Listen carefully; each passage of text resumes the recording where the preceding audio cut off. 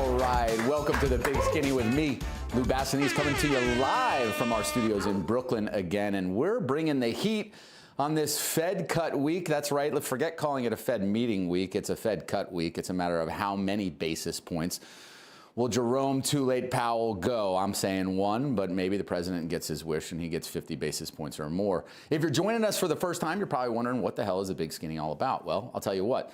Urban Dictionary defines it as insider information. We're absolutely not that. As a former FINRA registered rep and investment banker, I don't want to end up in jail one day, but I can tell you, Urban Dictionary goes on to define the Big Skinny as essential truths, and that is what we're all about. In a market full of misinformation and too much information that can often overwhelm us as investors, we want to cut through the noise and deliver to you the impactful investment insights that can increase your bottom line. That's it. Bottom line is we're here to make money and make it together. If we don't do that, we're not going to be hanging out very much. We do it in a very straightforward format each week. Some people have called it the Sports Center of financial news. I'll take that. We are giving you the highlights that matter, the moments that matter, and the stock picks that matter. And we do it with one headline that you should usually ignore because the consensus is typically very wrong. One chart that has the key data that leads us to the investment insight that you will do to the best to follow to increase your bottom line. Along the way, we always take your questions live. We're streaming on multiple platforms, so please don't be shy to chime in and potentially change the course of the conversation. Because folks, we are going to have conversations. One thing that we know is that we don't know it all. So we already got a comment here from Alexander Castro. Good afternoon from LA. I'm Alex. Hey Alex, I'm Lou. Where do you see the market general after December for the beginning of next year? Well, hey, we can get into this deeper later in the episode, but I'll tell you what, I see it going way higher. Some people will call it a melt up. I'll call it a fundamental driven rally that's exacerbated by the Fed cutting. But this S&P 500, the NASDAQ, we're all headed higher as earnings go higher and as the dollar gets devalued even more. So folks, see, it's as easy as Alex did just there. Chime into the conversation at any time, and we'll do our best to answer your questions. But I was getting ready to say, we know we don't know it all, and that's why I always have at least one or two guests who bring added perspective and expertise, because you have to be humble in these markets or you're gonna be humbled or on the wrong side of trades. And today, I'm excited to welcome two guests. Stan Tussin, great to hear from you, my old friend. I'm excited to bring on two guests that are going to really help us in terms of understanding what I think are the biggest trends in the market. The first is Mike Alfred, the founder of Alpine Fox LP. This is a recovering tech entrepreneur, a value-minded investor who has a great track record and is going to shed some light, much needed light, on the misinformation out there about Bitcoin miners that are pivoting to HPC and how we can continue to make money off the back of this revolution in the markets and this business model change and transition. After that, because it is, after all, Fed week, we're bringing back James Fishback, who, if you remember, was trying to join us last month during the Fed meeting, but was in the middle of something slightly, in the middle of suing the Fed, literally, to open their meeting. So excited to get James's just perspective on what's going on at the Fed with Lisa Cook, Fed Independence.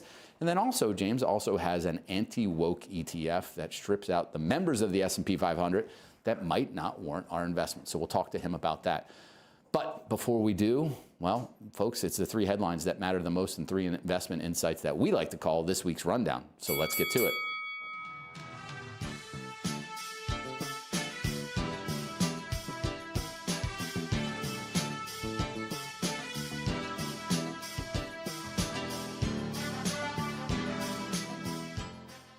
I don't know if anyone saw the Canelo Crawford fight this weekend, but yeah, I'm going to try and live up to the hype of that in our this week's rundown coming out after that rocky intro. Fed focus could be a rocky week for Jerome Powell if some reason he decides not to cut rates, but I don't think that's the case at all. Here is what everyone is talking about in the aftermath of rate cuts, and I think they're dead wrong. Get a headline coming out of the Wall Street Journal saying that, sorry folks, rate cuts might not boost stocks. This is coming just last week. It's a bit of a head scratcher to me, and you know, they try and make a plausible argument that, listen, there's $7 trillion in cash that's earning $500 billion in dividends, and if you really reduce interest rates, it's going to cut down on the dividends but not impact the liabilities, which largely are tied up in fixed rate mortgages.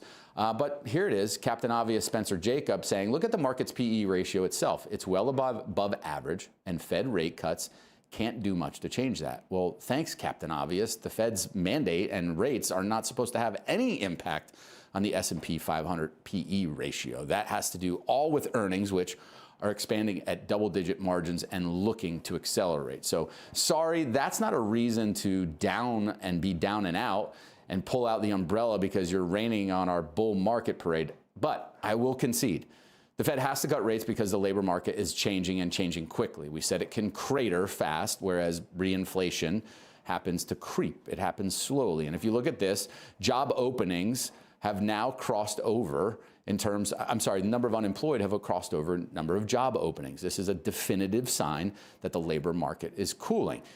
So what's that mean? Fed's going to cut rates 25 to 50 basis points. If you didn't get the memo, you should have gotten it because gold and Bitcoin have been surging. These are protections against a debased and devalued dollar. Everyone knows I've been late to adopt Bitcoin, but now I'm all in because I believe this is absolutely the way that you have to play the debasement and the devaluing of the dollar, right? So gold, Bitcoin know what's coming. We know what's coming. What does that mean for our cash? Well, cash is king, and I mentioned it. There's $7 trillion, over $7 trillion on balance sheets right now. On personal balance sheets. This is a record high of cash that is going to earn dividends, but guess what? It can also fuel the legs of the next rally. So what does that mean? Well, let's bring up this week's money chart for the first item in the rundown, and it's Powell, Zap, Boom, Batman, and Robin. Here's what you need to know. In situations where the Fed is cutting rates within 2% of an all-time high or cutting rates after a 4-month pause, look to the far right and the right side graphic, those two bars that go 100%. 12 months from now, the stock market's going to be higher because you don't want to fight the Fed. That's this week's investment insight. Don't fight the Fed. The Fed is going to juice asset prices, and it's going to come along the obvious lines of gold and Bitcoin. But guess what, folks? We'll talk about it later. I think it's also going to be a huge boost to small cap stocks. So the median performance can be double-digit gains 1 year out, whether it's a rate cut near all-time highs. That's what people are trying to freak out about. Hey, we're near all-time highs. The market can't keep going. Yes, it can. We've had about 20 all-time highs this year. That's not anywhere near the peak. There's been years in the past where we've had 50, 60, 70 new all-time highs. So stocks, you heard it here first. Well, not first, but you heard it here again. Stocks are headed higher into the end of the year and in 2026. How do we play this? Well, let's keep talking about a trend that we've been playing for a long time. Big AI energy, because it's not going anywhere, folks. Now, The Economist, those great analysts over at The Economist that lead you to tons of investments. Wrong. They never do. They've got a headline out warning that this $3 trillion CapEx investment that's going to be spearheaded by AI and the hyperscalers is going to end in a nasty, nasty way for investors. But I'm here to tell you that is not the case. The Economist poses the question, what if the $3 trillion AI investment boom goes wrong? Even the technology achieves its potential, plenty of people are going to lose their shirts. No, they're not. Well, some people are going to lose their shirts because they're investing in the wrong ideas. Now, I would say that's why we're here, to focus on the right ideas. So what does this mean? Well, here's what I would say to you first. It's way too early for this trend to be overhyped and about to collapse. If we use the internet boom as our analogy, as our proxy, and you look at the launch of the internet boom starting with the launch of Netscape, and then you look at the launch of the AI boom starting with the launch of ChatGPT, you see we have years to go in this bull run. And some might say, well, Lou, that's just the performance of the NASDAQ based upon two arbitrary starting points. Okay, let's look at something that's more definitive. How about capital inflows and capital expenditures into the infrastructure for AI and the internet? Here's what you focus on in this chart, the CapEx of the .com versus AI era, right? If you look in smack dab in the middle of the chart, when did CapEx investments and .com investments peak? 99 and 2000. And then what happened? They slowed off, and that's when the markets peaked. What's going on with AI? We're still rising into 2025, 2026, 2027, and 2028. So folks, this trend has got a lot more steam. So break out the nachos and the dip. We're going to sit back and we're going to ride it for lots of profits, and we're going to bring some of those opportunities to you today. Last but not least, I want to touch on the IPO market because it's getting red hot again. And a lot of times, investors think that they wish they could just have access to IPOs. And I'm here to tell you that you don't want access. As Axios writes here, the hottest IPOs want retail investors buying their stock. So platforms like SoFi and Robinhood are actually getting allocations. But as a longtime lifer in the Wall Street machine, I can tell you whenever you had to give allocation to retail, it meant it was a not so hot IPO. And the performance really withers and wanes when you're trying to recruit retail investors early on. Here it is. I mean, straight from Stephen Sykes, CEO of Public, direct-to-consumer retail was almost never brought to the table by banks. That is changing. More banks are coming to us. Why? Well, the median age of IPOs has increased dramatically. These companies are now much more mature, much more valued, and they need to offload those shares on non-institutional investors. And so you've got to look at this, folks, as this is one of those paradoxes where the hottest IPOs end up not being the hottest investments for everyone. And we've shared this chart before. We want to put a little ice water with Ice Cube on this idea that hot IPOs are the savior. If you look at the performance of IPOs in this week's money chart over the long term after their IPO, day 1, day 5, 1 month, 3 months, all you need to focus on here is the red bars going across. These companies dramatically underperform. They're terrible investments if you try and get in at the IPO price, opening day closing price. So what does work? Here's the investment insight. Wait for these IPOs to fall back to earth. I can give you countless examples. One of the names in our top 10 AI stocks not named NVIDIA, Astera Labs, sold off about 50% after its IPO debut and run, and now it's up 150% plus from those bottoms. Look at Figma. It's coming down from its IPO highs. Look at ARM Holdings. It slumped after its IPO, came out and had too much fanfare, and now it's rallying on the backs of the AI boom. So once again, the investment insight is don't fall for the IPO hype. Wait and look for fallen IPO angels. We'll be here for sure to bring you some of those additional names like Astera Labs as we watch this IPO market heat up. I believe tomorrow night is the pricing for StubHub, so there's another hot IPO that we can look to flounder out of the gates and prove this point exactly. All right, folks, that's it for this week's rundown. We're about to get to our first guest, but don't forget to join the conversation online on all our streaming platforms. No John Grimes. This is not pre-recorded. This is live in full effect. We're hearing it. We're taking it. We can't take your questions if it wasn't live. How would we be answering you if it wasn't? I don't know. This is the Matrix. Maybe we're flubbing it. Here we are as proof. But please don't be afraid to join the conversation. Also, don't be afraid to go to our website and sign up for our newsletter at thebigskinny.com or by scanning the QR code on your screen. We're going to be coming right back from a quick break, and joining us will be Mike Alfred to talk all things AI, energy, infrastructure, and the best smaller cap names to play to win and get ahead in this trend.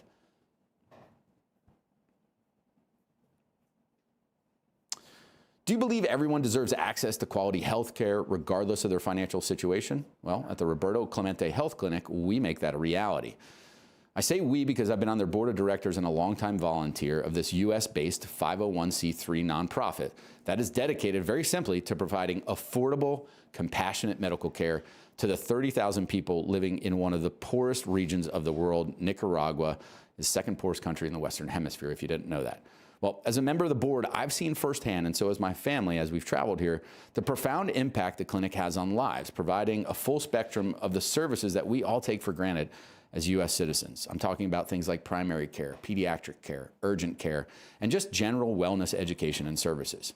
Now, there's plenty of great causes that compete for our time and attention. I'm not here standing to beg and plead for you to donate money. Instead, I'm just asking you to check out the mission, to see what we're all about, and allow us to continue, hopefully, providing these vital services over time. So please, consider making a difference today or just learning about how we're making a difference today in the lives of people that are in great need in one of the poorest countries in the world. So visit nicaclinic.org or scan the QR code on your screen, and we'll be right back after this.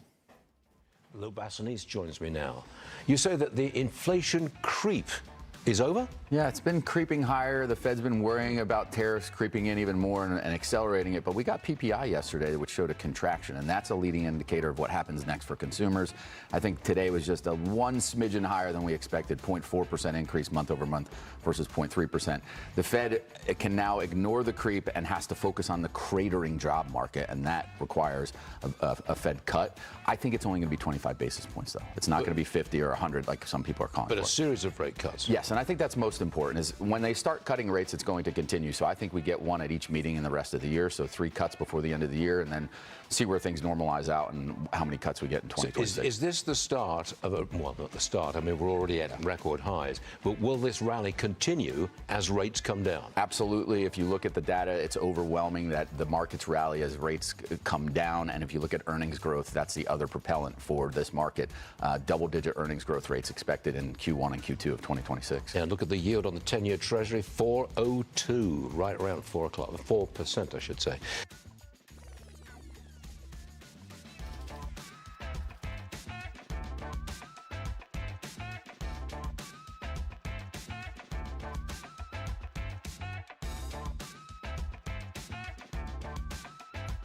Welcome back to The Big Skinny with Lou Bassanese. I am going to jump right into our next conversation because for me, this is one of the most compelling and interesting interviews that we could have on the heels of being investors early in Core Scientific and seeing the CoreWeave acquisition happen.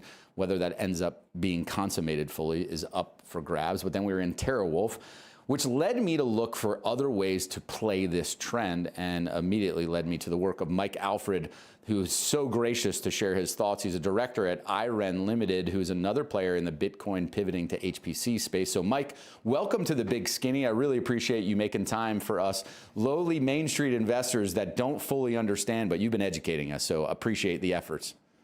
Absolutely. Good to be here. Yeah, so I want to jump right into it. What do you think people are missing the most about this trend where we're seeing that the Bitcoin miners that had the foresight to secure energy up front and now pivot, or maybe pivot's not the right word, add HPC to their business model? What do you think everyone's missing that they haven't figured out yet? Because you're getting a lot of hate and doubters, just like I have on X, when you start talking bullishly about these names. The haters have largely disappeared, candidly. They've mostly been silenced. It turns out when you're right in markets, the haters sort of vanish and disappear. But look, I did get a lot more hate 2.5, 3 years ago when IREN was $1. Yeah. And I went to the board at that time and I said, I'd like to buy 2 to 3 million shares. And they looked at me like, you're the only person coming to us saying you want to do that. Right. And I had talked to 30 other so-called Bitcoin miners in the sort of period leading up to joining their board. So I was very aware of the quality, the relative quality of the assets of each of those companies, as well as the management teams. And I viewed IREN as a top 2 or 3 company in this ecosystem. And I had a thesis more than 3 years ago now that the power and infrastructure would end up being more valuable as an option on future compute categories, even beyond Bitcoin, than it even was for Bitcoin. Of course, at the same time, Bitcoin was 16K. Right. And I had a view that Bitcoin was going to 200 to 300K. And so I thought there were many ways to win. And basically you were buying, I don't know, 5 to 10 cents of balance sheet value. You're paying 5 to 10 cents for $1 of value. And as a value investor operating with a margin of safety, that's where you want to start. Right. If you get this sort of parabolic upside later, great. But my view about markets generally, the way I invest is I try not to lose money.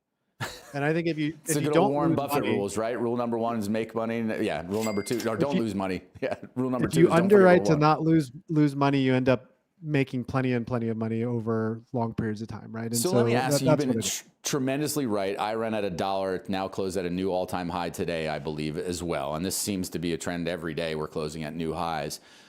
Has the thesis changed in any way for you, or has it just gotten better? As I look at it, it looks the case for, I think one of your tweets was like, look, every last bit, every megawatt of power is going to be consumed by this trend. Is that how you see it? I mean, and explain that a little bit to people that might not be thinking in that framework.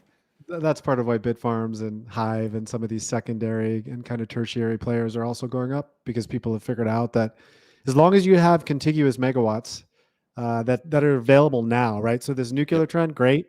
There's a lot of other trends in energy that might come to fruition over the next 5 years, but people need power right now. Like if you're an AI lab and you're trying to compete with ChatGPT and Perplexity and Grok and Gemini, right? And all of these different chatbots. Like you need a lot of power right now and nobody has it. Yep. So the thing that's actually happening is that like people thought NVIDIA chips were the gating factor, right? So they thought, oh, they're going to run out of the newest generation chips. That's not actually the issue. We can get chips. There's just nowhere to plug them in. There isn't enough high quality infrastructure, particularly not on the liquid cooled, like latest generation side. So you can run old chips air cooled, but it's much harder to find capacity at large scale for the liquid cooled chips. And that's what you need in order to do inference, right? The sort of most advanced forms of AI application development. Right. So look, I think it's, in terms of where we are in the journey, I think it's second inning, maybe third inning. Like we're in transition from this being a deeply sort of contrarian view to a deeply popular view, but most of the world's still not paying attention. Yeah, and look, I count myself in that. I was in that late to the party in terms of Bitcoin and recognizing the true value of that. I will say it, I'll paint myself with the brush. I fell into the traditional finance trap and have now seen the light. But I'm also seeing the light here too. You made a comment a little bit earlier about you did all the work on the other players in the space. I think when I look at IREN, what stands out to me that's unique is 100% renewable power supply, right? Whether it's through nuclear or renewable credits, but more importantly, correct me if I'm wrong, they're leasing the chips as opposed to expending for the capital expenditures so that they can constantly be upgraded on the forefront. So what other things differentiate, is that accurate? And what other things differentiate them from the rest of the pack that make them your biggest and smartest play on this trend?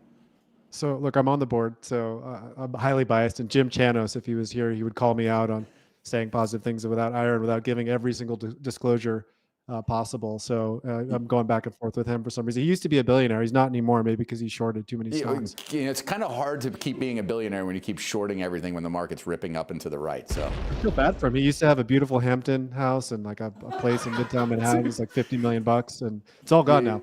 Yeah, he's probably going to short it's like stocks next. It's like feeling bad for Andrew Left. I don't feel bad for him either at Citron. So yeah, I mean, look, we all play silly games and get silly prizes sometimes. So 100%. So in terms of IREN, look, the team is world class. These are infrastructure developers, not people who pivoted accidentally into data center development or pivoted accidentally into Bitcoin, unlike sort of a lot of other people in the space that used to do pharmaceuticals or patent trolling or God knows what else, right? Like these guys started the business to be the best infrastructure developer in the world, and they've hit all their targets. So they say, hey, we're going to hit 10 exahash. They hit it. They said 20 exahash. This is on the Bitcoin mining side. 50 exahash. They hit it on time, under budget. No one else has done that in the history of the space. They were the fastest growing Bitcoin sort of developer in the history of the space, and they're still probably the most profitable today in terms of GAAP final accounting, right? So put that aside. We go to the GPU business. Nobody else in the space who's pivoting from Bitcoin mining into AI is running their own cloud with any scale.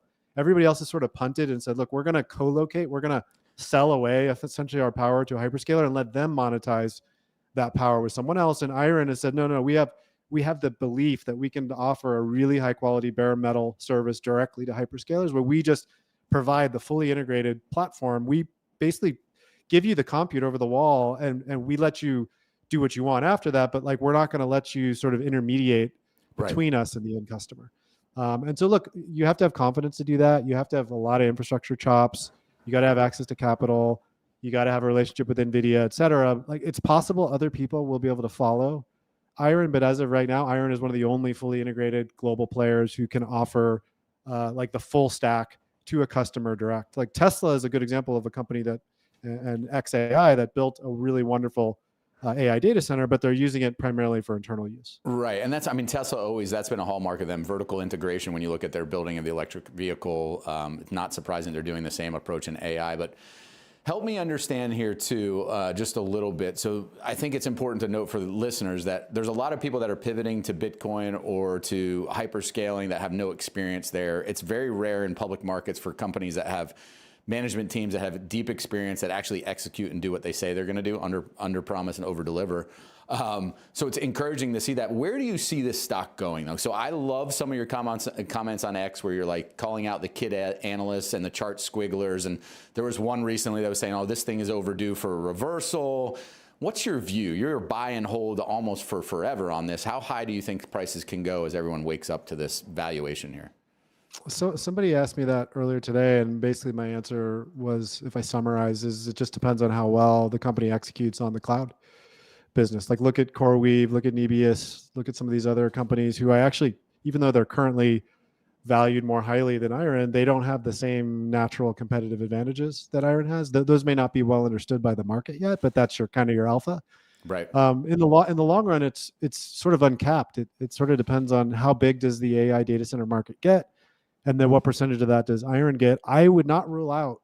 Again, I'm on the board, and you have to avoid like recommending the stock directly or telling you to buy it or giving a specific price target. But like I would love to be around when it's 100 billion or 500 billion or even $1 trillion company. There aren't too many spaces like this where you're basically seeing the convergence of two of the world's most important megatrends of all time, Bitcoin and AI. It's converging at the data center on the energy layer. And IREN has not only a huge portfolio today of top-notch sites with a lot of power with interconnect agreements, we also have a portfolio of sites that haven't been announced. And largely they're not announced because the company's super conservative about only announcing those sites when those interconnect agreements are locked in. So the idea that like this is a company standing in place where you can just value it as a sum of the parts, I think that's going to end up being wrong. We could probably grow a lot more than most people think, but I would caution people like at any given moment in time as things get frothy, as it's the number one on the IBD list, right? As traders are piling into it. That's a totally, like I don't invest around those things. I don't trade the stock, right? There would be a Form 4 SEC filing if I was selling the stock, right? And so like you won't see me buying or selling very frequently, if ever, right? And so I'm largely immune to that, but I would just caution people listening that even though I love the company and I think it could go a lot further, like you do have to be careful about periods of time where, you know, the market in general gets frothy. Yeah, no, and I appreciate the disclaimers there. I was investment banking, FINRA licensed, and have to do media appearances and have a disclaimer this long before you can actually say anything bullish. So I appreciate the predicament you're in. One thing, do you think, I mean, we've been watching some of these other names like Nebius, TeraWulf, they all practically, you know, went up 50% or 100% on their deal announcements, right? Do you think at some point after IREN or maybe a Cipher Mining announces a big deal that the market stops giving as much of a valuation bump for each of the deals made? Do you think there's a decrease in that premium valuation, or do you think it kind of, for the next 2 to 3 years, it continues to just be re-rated based upon each deal? You're asking me to predict the future of sentiment, right? And look, I think... Well, how much value is assigned to execution, I guess? Is the first big deal more important, or do you see that each successive one are just as important in laying down that thesis? The real answer is it depends, right? So does Cipher sign a deal directly with Microsoft or Meta or Oracle, or do they do a deal that looks like the previous deals, which are basically to another neocloud? Right. Does Cipher announce eventually that they're going to do their own neocloud following the IREN model? That would trigger a re-rating across their whole portfolio because the economics of the neocloud business are different than the economics of co-location. And if you have the guts to do the neocloud business and you do it successfully, you potentially have a much larger long-term upside. So it remains to be seen. What I will tell you is that Cipher has one of the best site portfolios and one of the best management teams in the space. And again, having evaluated 30 or 40 of those companies in a short period of time in 2021, where I hired a guy from Blackstone and we literally talked to every single player in the space. That's what led me near the bottom in 2022 to call out Cipher and IREN in particular as two of the best players in this space. And if you go back to that time, by the way, in December 2022, nobody was talking about IREN. No, nobody was talking about Cipher. They were talking about Mara and Riot.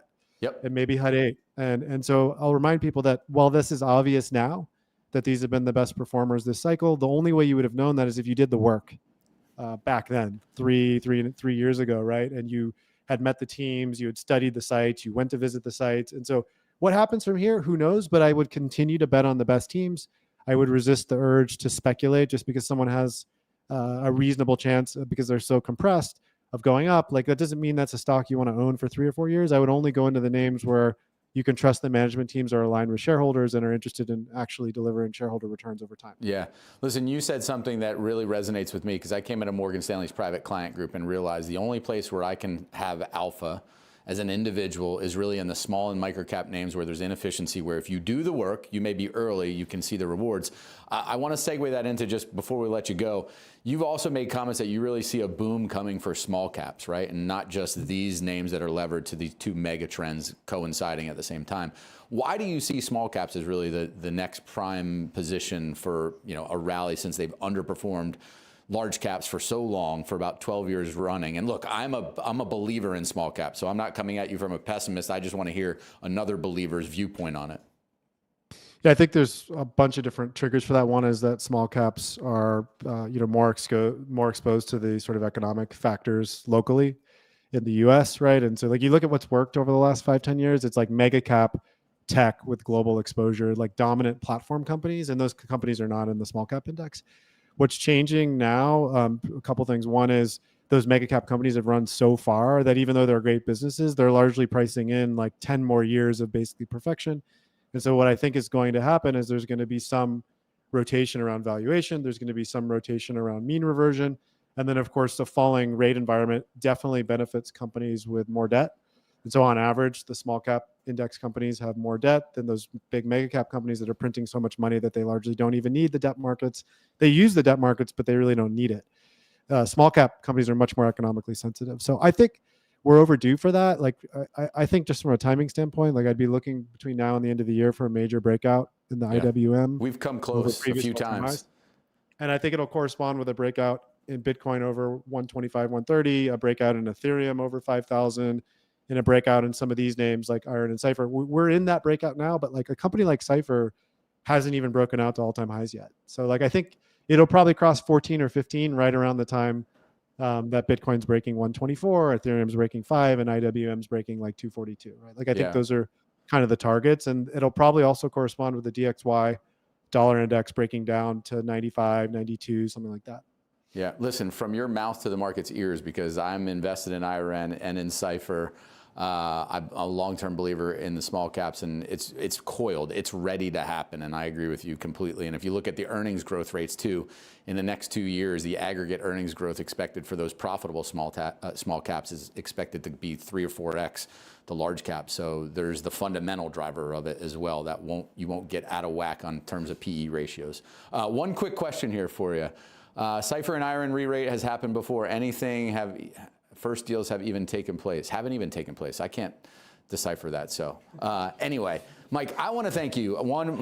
You walk into a difficult situation because you are on the board, so that gives you a lot of restrictions, but you share freely your research and the fact that you've done the work and you're trying to help others understand what's coming, even still, for IREN in the crypto space. And for that, I thank you because you've helped educate me, and I know you've helped educate people on this podcast. So thank you again for joining us. Thank you, Lou. Appreciate it. All right, take care. Well, folks, we're going to be coming back after a short break. You got to love that. If you don't have a position yet, I can say it because I'm not FINRA regulated anymore, and I'm not on the board of directors of this company. But if you don't have a position in IREN or Cypher, you need to be looking at those now. We talked about Core Scientific as one of the early ways to play this trend. We made money there, and then we started exploring with Eric Jackson, IREN and Cypher. Those are the two at the top of the list for me and the top of my portfolio as well. It's a way to play this trend that's still got a lot of legs. You heard Mike say it himself. He thinks we're in the second inning of this AI plus energy boom, and I would agree. It's still very early on based upon the demand and the growth, and this is not speculation. It is based upon the dollars, the capital allocation that is going to AI. Now, speaking of capital allocation, we're going to come back after a short break and talk to James Fishback about what the Fed's going to do to rearrange all that capital allocation in the markets. But before we do, don't forget to sign up for our newsletter at thebigskinny.com or scan the QR code on your screen. And don't forget to join the conversation. We've had a lot of comments along the way. This is a choose your own adventure show to some degree. If you ask the right question, we might get completely off topic. That could happen in the upcoming segment. So don't be shy. Cue up the Pat Benatar. Hit us with your best shot, and we'll be right back. Attention investors, are you looking for a high growth opportunity in the energy sector? Well, look no further than Prairie Operating Company, trading on the NASDAQ under the ticker PROP. As America's premier high growth, low cost oil producer, Prairie Operating is making waves in the DJ Basin in Colorado. With a recent transformative acquisition, the company has expanded its footprint to over 55,000 net acres and increased daily production by over 20,000 barrels of oil equivalent. Prairie Operating is poised for growth while maintaining a conservative balance sheet and focus on delivering value to shareholders. So don't miss out on this exciting investment opportunity. Just like Mike disclosed, I'll make a disclaimer. I'm deeply conflicted here as I am an employee and executive of the company. So do your own research. And that holds for any investment that we mention on this show. Do your own research, consult your financial advisor, but check out Prairie Operating Co., PROP, on the NASDAQ. We'll be right back. Meta whistleblowers are coming forward. Now they're saying that the tech giant adjusted research on child safety and even deleted evidence that kids are being preyed upon on their virtual reality platforms. Current and former Meta employees claim that the company's legal team began screening, editing, and sometimes vetoing internal research about youth safety in VR to establish plausible deniability about negative effects. There's always two sides to a story. Meta's got its defense there, but if the allegations are in any way true, this is this is why I've never owned the stock. They've always put profits over principles. I mean, you can read the rap sheet of privacy violations, and particularly against also violations, mental health violations on preteen girls and negative impacts of social media. Zuckerberg, they have built a huge business, but as an investor, I wouldn't go near it because from people who worked there have testified to that.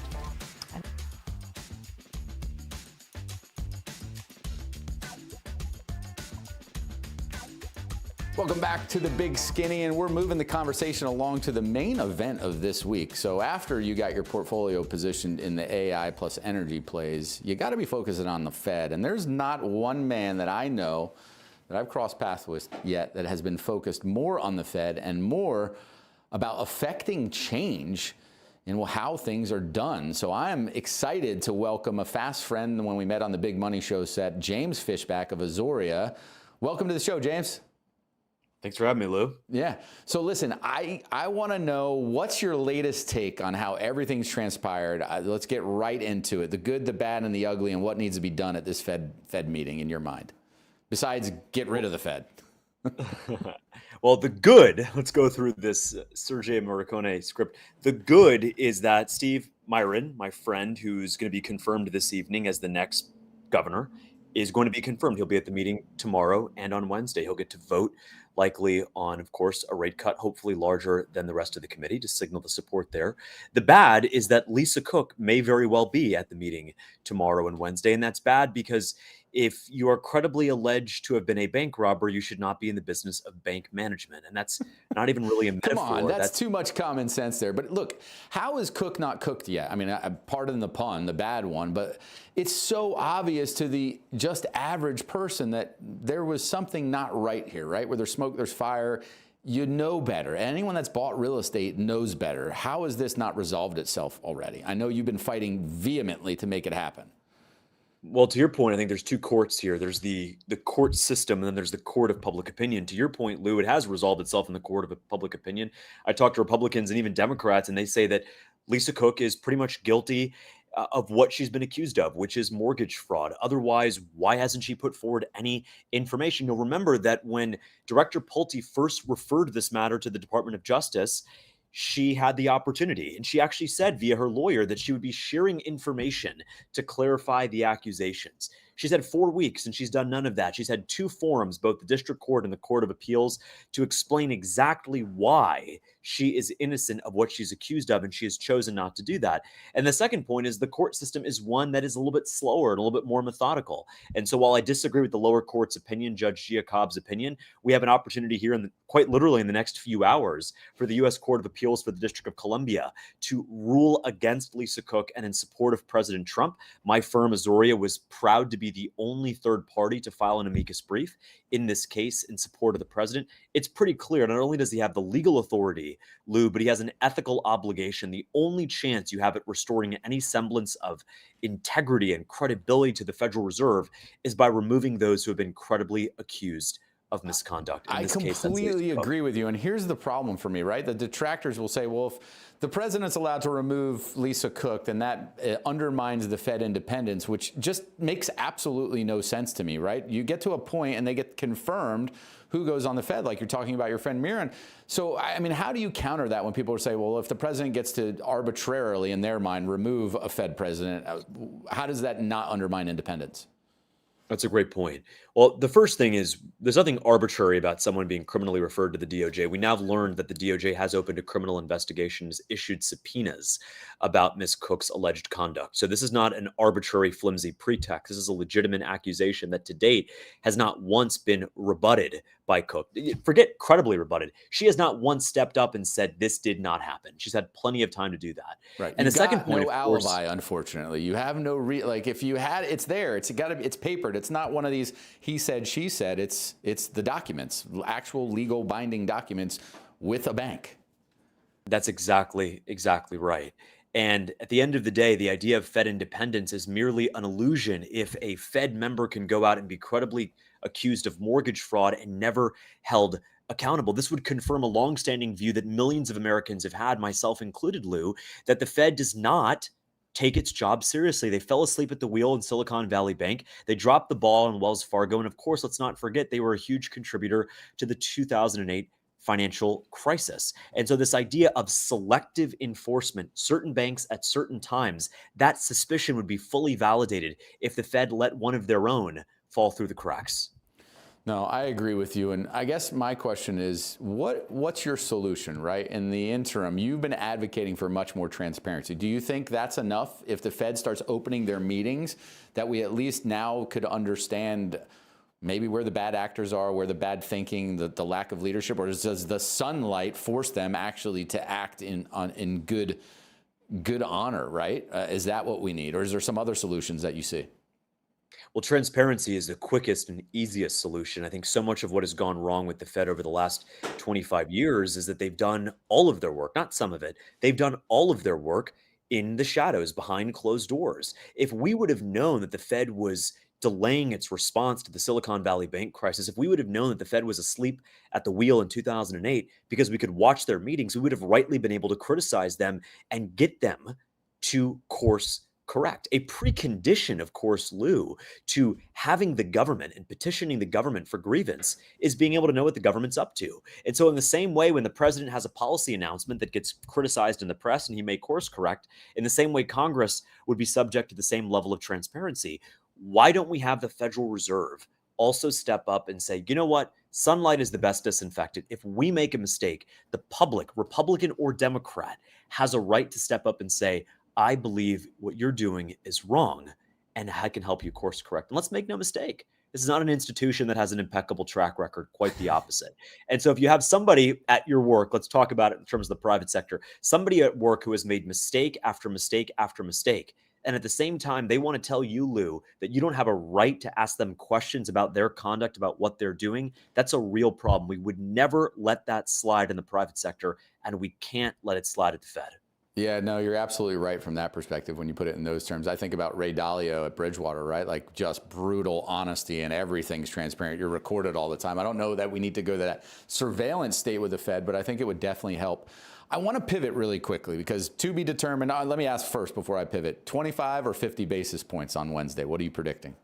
They're going to go 25. They should go 50, perhaps even more, but they're almost certainly going to go 25. As you know, Lou, being a studier of markets in the Fed for a long time now, the Fed does not like to surprise markets. And so you have a 96% chance of a 25 basis point cut on Wednesday. They're not going to rock the boat. Now, if there were a situation where you had COVID or some massive imminent negative shock that was conspiring against the market, that'd be something other. But no, right here, right now, they'll go 25, even though I would vehemently disagree with that decision. Yeah, no, I agree. I think they're going to err on the side of let's go with what the market expects and keep cutting, even though that you could justify, even if you just take the one-year Treasury yield and subtract out trailing 12 months of CPI, that's usually your calculus of how much wiggle room's left. That's at least 60 basis points, if not more, based on the average. So I'm with you, though. We get what we expect, and it at least gets us moving in the right direction. Let's pivot quickly. You also have an ETF. I want to make sure that people know that you're like the Michael Jordan of finance when it comes to fighting the Fed, but then also doing other innovative things. Talk to us about your ETF that focuses on fighting and extracting the woke DEI policies from the S&P 500. That's exactly right. And so we call it the anti-DEI ETF. The ticker is SPXM. It's up 5%, 5 whole percent in just the past 2 months. And the reason why is because we remove the 38 companies from the S&P 500. We remove 38 that have explicit DEI hiring quotas. Companies like Starbucks, Airbnb, Intel, and Nike that have said, look, we're trying to outwoke our competition by hiring on race and gender. No, that is not a way you're going to credibly outperform your peers. And so what happens is that when these companies pursue policies that are not in shareholders' best interest, they drag down stock returns as a result. And so we said, look, we're not having any part of that. We're going to exclude these 38 from the 500. That leaves the holders of SPXM with 462 names. And those 462 names have a little bit of a higher weight, of course, in a market cap sense, because you've excluded the 38 and then reallocated that exposure to the other 462. And so really happy with that. 5% in just the past 2 months. It's been an incredible ride and so much more to come. No, that's a big move. And it's funny, right? I came up as a fundamental analyst. So you mentioned a name like Starbucks, Intel, Disney, right? I look at those are stocks that have absolutely struggled, sucking wind. So, some people would try and say, well, correlation doesn't equal causation. In these cases, in these 38 some odd companies, absolutely these DEI woke policies are contributing to their underperformance and lack of success in the market. So let me ask you this, how often do you rebalance? I mean, is this once we do an investigation, we find another company that hits the metrics and then we remove them as well? Or is it kind of once a set it and forget it and you're stuck with that categorization? Is there any hope of redemption for the people that have been There is. They are okay. They are not in hell. They are in purgatory. I say that as a Catholic who went to church yesterday and saw Christmas Day level attendance. Charlie brought them there, which was a beautiful thing to see. They are in purgatory, which means that we believe that if they are able to commit to meritocracy, hiring the best and brightest, no matter what they look like and not apologizing for it, that they can come back into the universe. And so I think a company like Nike or Starbucks is being really held back by the fact that every hiring decision from a barista to an executive is being influenced by DEI quotas. You cannot run a successful business if you're trying to hire people on race and gender. Either you hire the best on merit or you don't. It's just that simple. And if you don't, you cannot credibly outperform your competition. Well, I'm going to leave it right there because I can't say it any better than that. And in the wake of Charlie Kirk's assassination, too, I think there's some great videos that have surfaced where people challenged him on being racist. And then he pointed to the NBA and said, wait a minute, there's African Americans make up 75% of the NBA because they are the best athletes. This has nothing to do with DEI. I think, as you rightly said, meritocracy matters most. James, thanks for doing all the hard work, God's work that you're doing in terms of fighting the Fed, and thanks for joining our show. Look forward to seeing you in the studio soon, my friend. Thanks, Lou. Appreciate it. All right, folks, we're coming into the tail end of the show here where we answer your questions live as well. As always, don't be afraid to chime in, but this is where we've got a lot more airspace to do that. But we also cover the headlines and head scratchers, when a segment we call the High Five, where we review latest developments and the latest updates on things we've told you to invest in or pay attention to. But before we do that, don't forget to sign up for our newsletter at thebigskinny.com or scan the QR code that comes up on your screen throughout the show. At the same time, don't forget to ask questions. We're ready and willing to answer, and we'll be right back after a short break.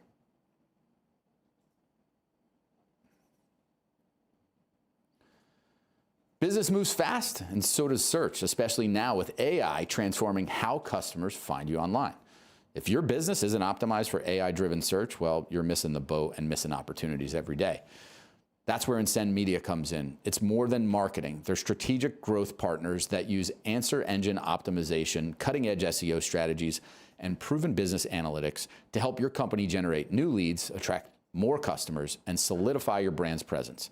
In the era of AI, visibility equals profitability, and Insend will ensure your business stays ahead. So visit insendmedia.com today, and don't forget to mention the Big Skinny to get your free SEO performance audit. With Insend Media, your growth is just a click away. If we unite around the idea that free speech can bring us together, the free expression of political opinion can bring us together. Civil discourse too, right? That was he was the embodiment of that, where he literally, as a guest said earlier, went into the lion's den and took on the most antagonistic people with love and grace, but truth. And I just hope that we talk about his legacy, that he continues to encourage and inspire more of this behavior, not that it's just one day that we remember. I followed him for 10, 12 years. I never heard him raise his voice, and I never heard him or saw him insult a political opponent. And yet he got all of that directed at him non-stop over the patience required to do that consistently. It's something to espouse.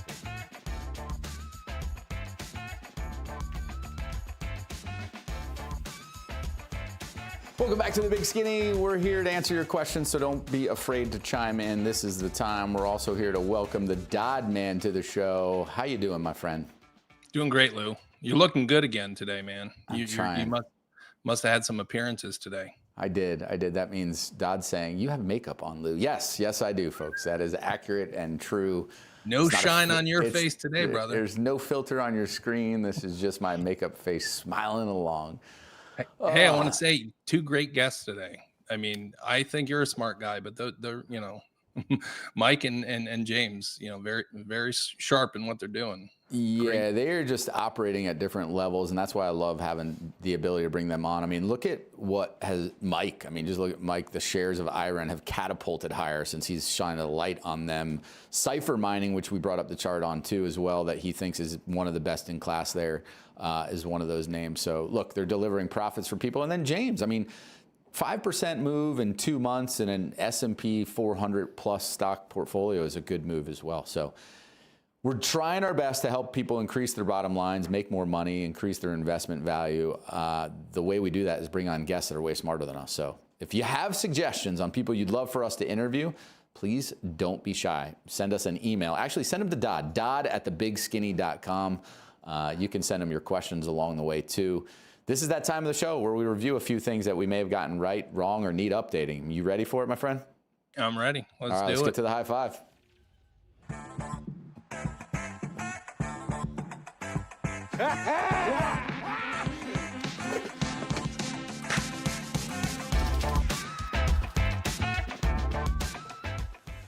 All right, this is the time of the show where my makeup face usually forgets what we're going to talk about, but I'm not doing that again today, my friend. You got him. You got him today. Abusa again. How did that? You cannot not laugh at that. That's just impossible. How did that anything but the USA trade ever work out? Yeah, it didn't work out for anyone as we predicted, right? Remember, go back to Liberation Day in April, Tariff, was it a Tuesday? I think it was, where everyone was like, sell everything, own anything but the USA. The fact of the matter is that didn't work out so well. So you saw here on this chart, just focus on the orange bars. That was in total. Actually, I can't really read so well. That was April, yeah. Orange bars are April. That was when the selling happened every other month, whether it was treasury bonds and notes, stocks, corporate bonds, or agency bonds, foreign purchasers of U.S. assets here coming from Apollo. The data is overwhelming in favor of, no one sold everything but the USA except for a couple days in April. So it was a BUSA, or like a one-hit wonder. This was a 1 month wonder, right? Is that what you're saying? I mean, one-hit wonder like Milli Vanilli. I mean, no, they had 2 hits. What were the 2 hits? No way. Blame It on the Rain, which all-time favorite. Come on, and I can't remember the next one, but there was another one. Yeah, such a hit. You can't remember it. I got it, man. You know what's funny? Think about all the music that comes out today that would probably be in Milli Vanilli-esque, like synthesized, where it's not true to the actual singer's voice. But AI anyway, music. That's the next big wave. I digress. No, I'm not into AI music, so that's not an investment trend. Yeah, that's a bullshit. All right, moving along. No more bull. I know we've been spoiled for the last 2+ years with the bull market. Are we getting to the end here, or we still have some time to run? Yeah, that's a great question. I think there's a misconception in the market that like, hey, the good times can't last forever. But when you look at bull markets historically, the ones that make it past their second birthday, and we're closing in on the 3rd birthday of this bull market, tend to go on for much longer. I mean, you see them on the screen here. You got the bull markets in 1980, March 2000, 2020, even 87 and 2007. It can go for a decade or more. I mean, you got 2 instances of that. So I'm rooting for exactly what Mike Alfred was rooting for, a resurgence of small caps that propel this bull market for many more years to come. And, when we reach the end of the bull market, guess what? The bear markets are really short in duration. So the next one starts not too long after that. All right. Well, let's hope that's all facts there. We want that to run. Tariff turned down. Do we still need to be worrying about this? Is Trump throwing some more tantrums, or what's going on? Yeah, I mean, pull up our great sticker that you have of Trump throwing a baby temper tantrum. Look, there's a lot of folks that are still worried about tariffs causing more inflation, reinflation. it's a one-time impact, and it's being muted because they're kind of staggering in. They're not all kicking in the rate increased tariffs at the same time, those increased rates. But if you just look at what companies are talking about on their earnings calls, you see here the turn down in mentions of tariffs on S&P 500 companies' earnings calls. You see it was almost all of them, right? Almost 500 of them last quarter. This quarter, we're down under the 400 mark. So that's a good sign. Tariff turn down and talk is heading in the right direction. I can't imagine a call that does not have AI in it at all these days. No, we showed that a couple weeks ago, right? Yeah. I think it was last week we showed that. I think we hit an all-time high, over 300 companies talking about AI. So yeah, it's, you know what they're not talking about either that we've highlighted? Recession, right? The headlines 2 months ago were talking about the imminent recession, and the companies were not talking about recession at all. I think only 23 companies mentioned recession in Q2 earnings calls. That's good. We don't like the R word. Let's avoid the R word. Small cap. You don't like the R word as you think of other R words we're not allowed to say. So keep moving on. Small cap turn down. Please tell me no bad news on small caps, right? Come on, something good. There's always bad news. We're always on a breakout, but no, look, the bad news is actually good news. The percentage of assets under management that are in small cap funds and ETFs is the smallest it's been. It's at a record low. So this tells me when everyone thinks alike, everyone is likely to be wrong. The smart money on Wall Street is betting against small caps. They have the biggest short interest bets against them that we've seen. You have a dramatic under allocation to it, and yet earnings growth are expected to accelerate. So that is the perfect setup for a small cap turn down that turns into a turn up. So turn it up. I think that's the next one. Yeah, small cap turn up. Let's hope this is good news too. Yeah. Yeah, it is. This is really good news. Look at the far right bottom of this upcoming chart, and you'll see earnings revisions for small cap companies are going up and to the right. So a dramatic increase. You know, it looks like a little bit of an EKG, the bottom line, but this is the bottom line.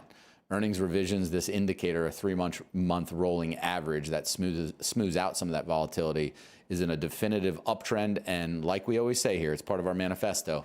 Stock prices ultimately follow earnings. If earnings are going higher, stock prices are going higher too. So this bodes well for Mike Alfred, there's another Mike here. We talked about Michael Jordan. There's also someone whose other name is Mike. It bodes well for small cap breaking out, the Russell 2000, the IWM ETF really breaking out in a meaningful way. I'm not going to predict the day or the week that it's going to happen, but I am going to predict it's happening before the end of the year.